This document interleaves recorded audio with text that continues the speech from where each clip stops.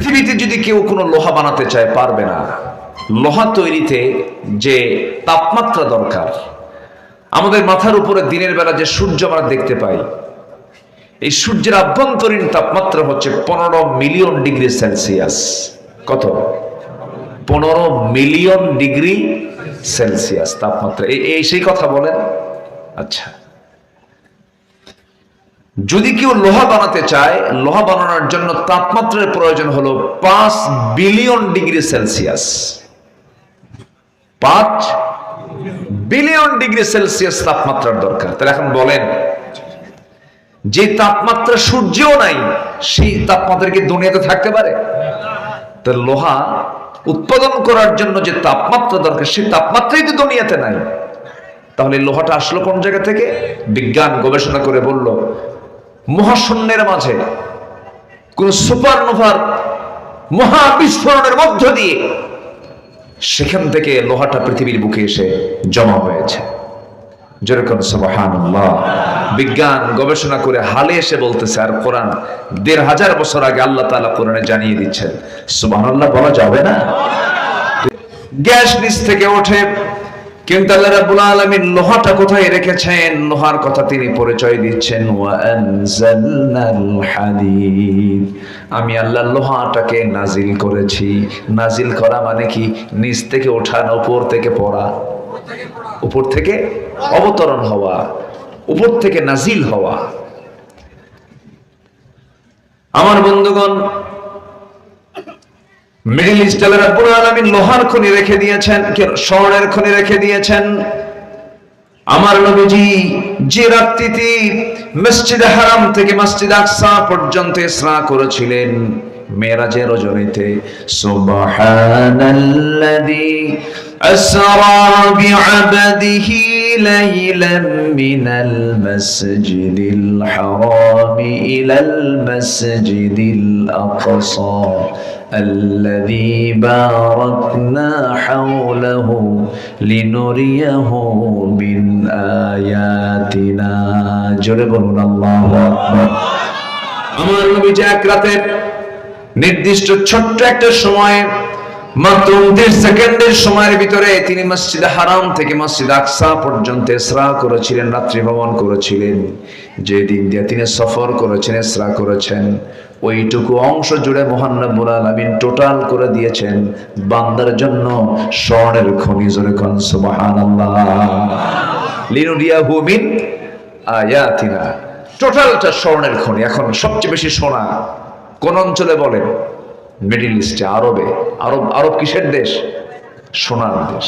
সোনার খনি সেখানে আছে। তো সোনার খনি, কয়লার খনি, গ্যাসের খনি, সব খনিগুলো নিচে। আর আল্লাহ তাআলা লোহাটা কি করেছেন? নাজিল করেছেন। আল্লাহ কোরআনে তথ্য দিয়ে দিলেন, কোরআন জানিয়ে দিচ্ছে লোহাটা নাজিল করা হয়েছে। আমার বন্ধুগণ, এই পৃথিবীর কোথাও লোহা সৃষ্টি হয়নি। এই পৃথিবীর কেউ যদি লোহা তৈরি করতে চান, হয়তো আমরা বলতে পারি বিএসআরএম, কেএসআরএম, একেএস, এই সমস্ত রডের ফ্যাক্টরি বুঝি রডগুলো বানায়, লোহাগুলো বানায়, ভুল কথাটা প্রসেস করে। কিন্তু মূল লোহার মালিক তিনি, যিনি আমার কে? আসতে বলুন না, তিনি আমার কে? আল্লাহ তাআলা। শুধুমাত্র নামাজের জন্য আল্লাহ পাক এই কিতাব নাযিল করেননি। শুধু নামাজ না, এর মধ্যে অনেক তথ্য আছে। যেরকম আমি কথা বলছি মাইকে, লোহা, ইউনিট, আওয়াজ হচ্ছে লোহা। এই লোহা নামে আল্লাহ রাব্বুল আলামিন এটা সূরায় নাযিল করেছেন। আছে কি না বলেন? আচ্ছা, আল্লাহ রাব্বুল আলামিন বলেন, ওয়া আনজালনাল হাদিদ ফীহি বা'সুন শাদীদুন ওয়া মানাফিউ লিন-নাস, আমি লোহা নাযিল করেছি যার মধ্যে নানাবিধ উপকার রয়েছে বান্দার জন্য এবং যাতে রয়েছে প্রচন্ড শক্তি। আমার বন্ধুগণ, আল্লাহ পাক লোহা নাযিল করেছেন। দিনাজপুরে কিসের খনি আছে বলুন? বলেন কিসের খনি? সিলেটে কিসের খনি আছে বলুন? গ্যাস। বলুন কিসের? গ্যাস। সিলেটে আছে গ্যাসের খনি, দিনাজপুরে হলো কিসের? কয়লা। কোথায়? নিচে না উপরে? নিচে। নিচ থেকে ওঠে গ্যাস, নিচ থেকে ওঠে, কিন্তু আল্লাহ রাব্বুল আলামিন লোহাটা কোথায় রেখেছেন? লোহার কথা তিনি পরিচয় দিচ্ছেন, ওয়া আনজালনাল হাদিদ, আমি আল্লাহ লোহাটাকে নাজিল করেছি। নাজিল করা মানে কি? নিচ থেকে ওঠা না উপর থেকে পড়া? উপর থেকে অবতরণ হওয়া, উপর থেকে নাজিল হওয়া। আমার বন্ধুগণ, মিডল ইস্ট আল্লাহ রাব্বুল আলামিন লোহার খনি রেখে দিয়েছেন, স্বর্ণের খনি রেখে দিয়েছেন।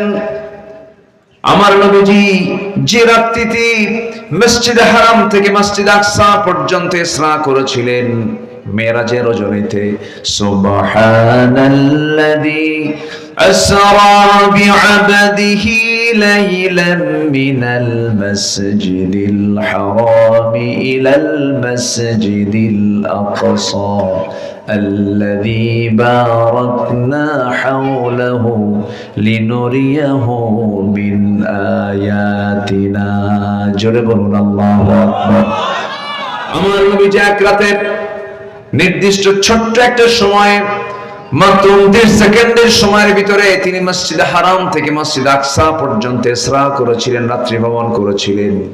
যে দিন দিয়ে তিনি সফর করেছেন, ইসরা করেছেন, ওইটুকু অংশ জুড়ে মহান রব্বুল আলামিন টোটাল করে দিয়েছেন বান্দার জন্য স্বর্ণের খনি। জোরে কোন সুবহানাল্লাহ। লিনুরিয়াহু মিন আয়াতিনা, টোটালটা স্বর্ণের খনি। এখন সবচেয়ে বেশি সোনা কোন অঞ্চলে বলেন? মিডল ইস্টে, আরবে। আরব কিসের দেশ? সোনার দেশ। সোনার খনি সেখানে আছে। তো সোনার খনি, কয়লার খনি, গ্যাসের খনি, সব খনিগুলো নিচে। আর আল্লাহ তাআলা লোহাটা কি করেছেন? নাজিল করেছেন। কথাটা বুঝবেন, মনোযোগ দিবেন। কোরআন ১৫০০ বছর আগে কিন্তু নাজিল হলো। সে কোরআন বলছে আমি লোহাটা কি করেছি? নাজিল করেছি। আল্লাহ কোরআনে তথ্য দিয়ে দিলেন, কোরআন জানিয়ে দিচ্ছে লোহাটা নাজিল করা হয়েছে। আমার বন্ধুগণ, এই পৃথিবীর কোথাও লোহা সৃষ্টি হয়নি। এই পৃথিবীর কেউ যদি লোহা তৈরি করতে চান, হয়তো আমরা বলতে পারি বিএসআরএম, কেএসআরএম, একেএস, এই সমস্ত রডের ফ্যাক্টরি বুঝি রডগুলো বানায়, লোহাগুলো বানায়, ভুল কথাটা প্রসেস করে। কিন্তু মূল লোহার মালিক তিনি, যিনি আমার কে? আসতে বলেন না, তিনি আমার কে? আল্লাহ তাআলা। আমার কথা কি বুঝতে পারছেন সবাই? কারো কোনো অসুবিধা নাই তো? দিনাজপুরের মানুষ তো খুব শান্তপ্রিয়, ঠান্ডা মানুষ। আমরা গোটা দেশে চলি তো, খুব বিনয়ী মানুষ আপনারা। আল্লাহ কবুল করুন, জোরে বলি আমিন।